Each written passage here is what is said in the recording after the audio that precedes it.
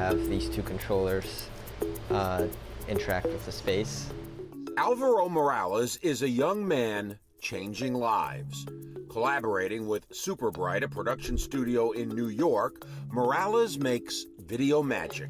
Using virtual reality technology, he is transporting people, connecting them to places they have left behind and families they may never see again. Eso sí me hizo llorar. You said on the promotional video that you realized that technology, I'm paraphrasing, could bridge and blur the distance divide, something to that effect. Yeah, I believe it can. Immigrants have really been at the forefront of embracing new technologies to do that, kind of connect to family, connect to home, blur the distance. Morales moved here with his family from Peru when he was 10. The immigrant story is part of the fabric of his life. So, 3 years ago, Morales, an economics consultant with a steady job, decided to take a leap of faith. So why did you want to do it? So perfectly content with my job. I just was really enamored by the idea of being able to travel and being able to travel for those that couldn't travel. His words, couldn't travel. They are the essence of Alvaro's mission. The people he connects are undocumented immigrants who, because of their status, cannot leave the United States. Many have not been home in decades. A few years ago, he teamed up with Frizzly Soberanis, and the two young men, both of whom are also undocumented, created the Family Reunions Project. I remember the first time my mother Skyped her family in Guatemala. We hadn't seen home in over 15 years, and having the ability to see our family was like having a reunion. For Alvaro, the moment of clarity came at Thanksgiving 2015. I remember a family member, his father had just passed away, and I remember him telling me that he would pay any amount of money to be able to get a tour of his home, to get some sort of closure, see like his dad's home. He was really heartbroken that he couldn't return for the funeral.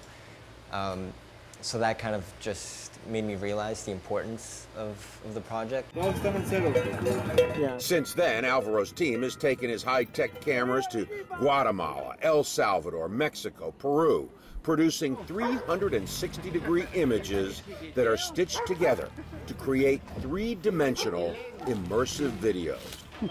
This technology has allowed Alvaro to reunite more than a dozen families with loved ones thousands of miles away. Only if they were standing in the same room together would it be more personal or emotional. In Arequipa, Peru, a festival celebrating the city's anniversary. The first video postcard was created for Marlene. She had not been home to Guatemala in more than 15 years.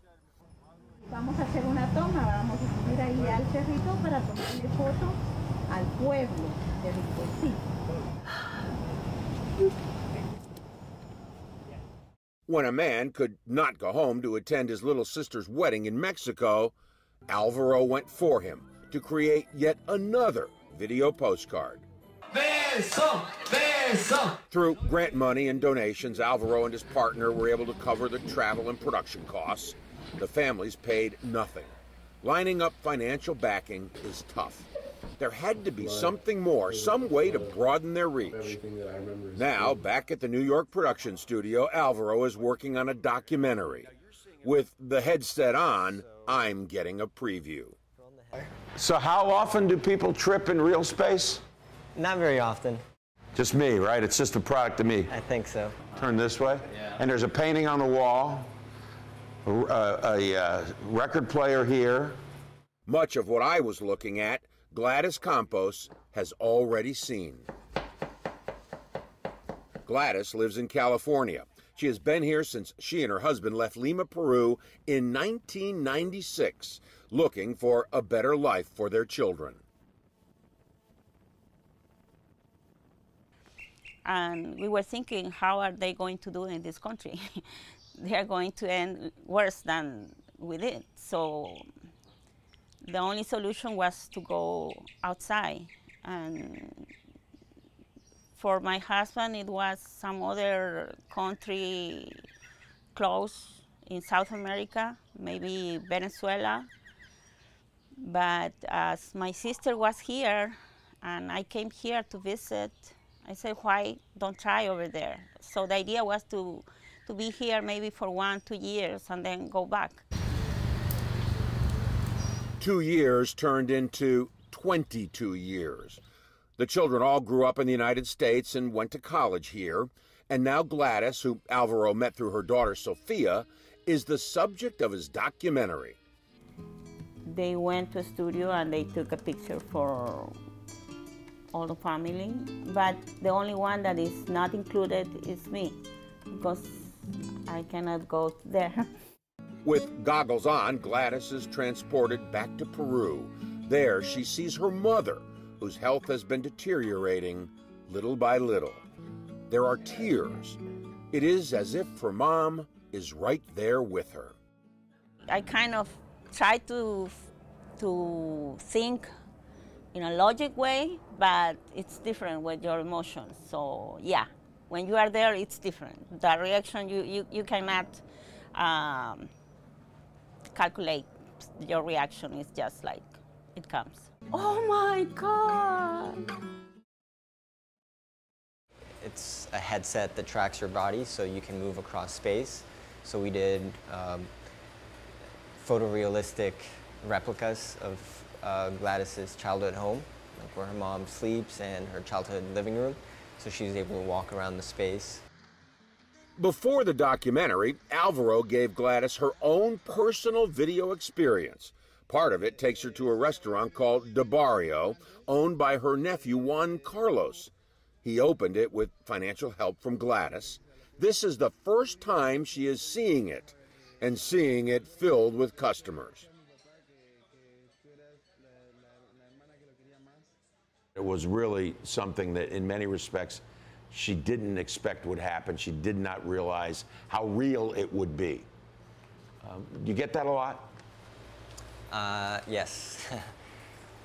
Always try to do a lot of...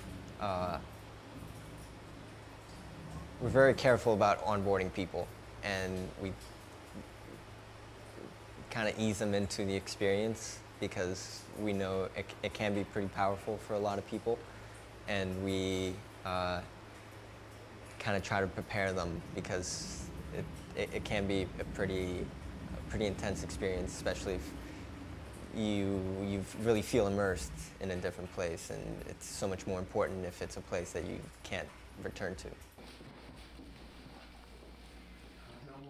For many like Gladys, the experience is so poignant and personal, it will likely never fade from their memories.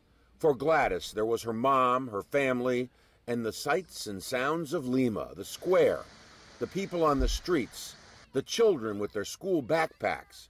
But there is one place she misses that she didn't get to see. The beach. I love the beaches over there. So yeah, I remember we used to camp at the beach, and I think they changed too. There are a lot of buildings and resorts at the beaches in Peru. But yeah, I would like to see that.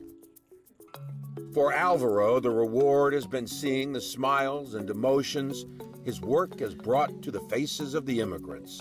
And for a few minutes, those who may never go home are home again.